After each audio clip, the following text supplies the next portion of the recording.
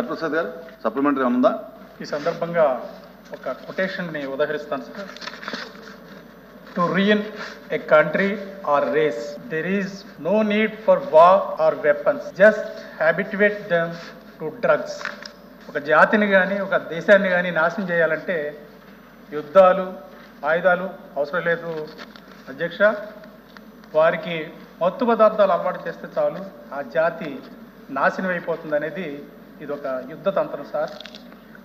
అటువంటి డ్రగ్స్ మన ఆంధ్రప్రదేశ్లో విచ్చలవిడిగా అందుబాటులోకి వచ్చేసినాయి అధ్యక్ష. కేంద్ర ప్రభుత్వం ఆధ్వర్యంలోని సామాజిక న్యాయ సాధికారిత మంత్రిత్వ శాఖ 21-22 సంవత్సరాలకు సంబంధించి అందజేసిన వివరాల ప్రకారం మన రాష్ట్రంలో 20.19 లక్షల మంది డ్రగ్స్కి అలవాటు పడిపోయారు అధ్యక్ష. ఇందులో 15.7% పిల్లలు ఉన్నారు అధ్యక్ష. పరిస్థితి ఎంత అలార్మింగ్ ఉందో ఒకసారి ఆలోచించమని మీ ద్వారా ఈ సభకు తెలియజేస్తున్నారు అధ్యక్ష. డ్రగ్స్లో చాలా సులభంగా దొరికేది గంజాయి అధ్యక్ష.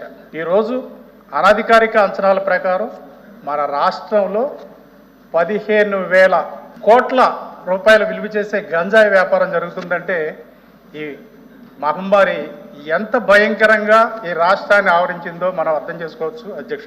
రాజహంస, కళాపత్రి, శీలావతి ఈ వినటానికి ఈ పేర్లు చాలా వినసొంపుగా ఉన్నాయి అధ్యక్ష.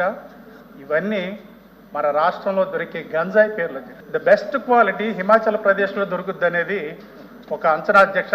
అంతకు మించి బెస్ట్ క్వాలిటీ మన ఆంధ్రప్రదేశ్లో ప్రొడ్యూస్ అవటం వల్ల ఈ రాష్ట్రం గంజాయికి కేంద్రంగా మారిపోయింది అధ్యక్ష. పోలీసులు రైడ్స్ చేస్తున్నారు, నిందితులను పట్టుకుంటున్నారు, కానీ ఇందులో కింగ్ పిన్స్ ఎవరో బయటికి రావట్లేదు అధ్యక్ష.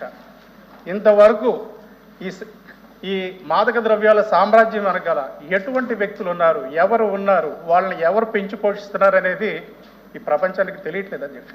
ముఖ్యంగా ఈ విషయాల మీద ప్రభుత్వం దృష్టి సారించాలని, ఈ కింగ్ పిన్స్ పట్టుకోవాలని, అదేవిధంగా డీ అడిక్షన్ కేంద్రాలు మన రాష్ట్రంలో ఈ మత్తు పదార్థాలకు అలవాటైన వారిని ఆ మహమ్మారి నుంచి దూరం చేయడానికి డీ అడిక్షన్ సెంటర్లు కూడా పెట్టాలని మీ ద్వారా ఈ ప్రభుత్వానికి విజ్ఞప్తి చేస్తున్నారు అధ్యక్ష.